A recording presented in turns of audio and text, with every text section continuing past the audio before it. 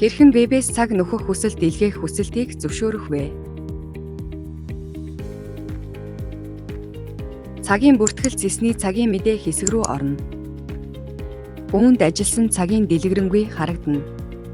Эндээс хүсэл дэлгээх өдрөө сонгон хүсэлт гэсэн товчийг дарна. Хуруу нөхөх эсвэл чөлөө гэсэн хүсэлтээс сонгоно. Ирсэн цаг явсан цагаа мөн адил сонгож өгнө. Шалтгаанаа сонгоно эсвэл бичсний дараа илгээх товчийг даран амжилттай хүсэлт илгээнэ.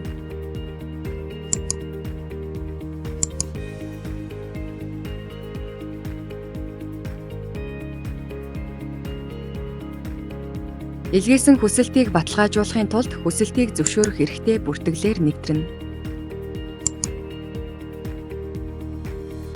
Цагийн бүртгэл зэсний цагийн баталгаажуулалт хэсэг рүү орно.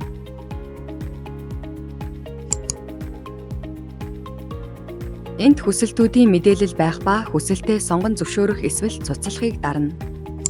Ингэснээр хүсэлтийг амжилттай батална.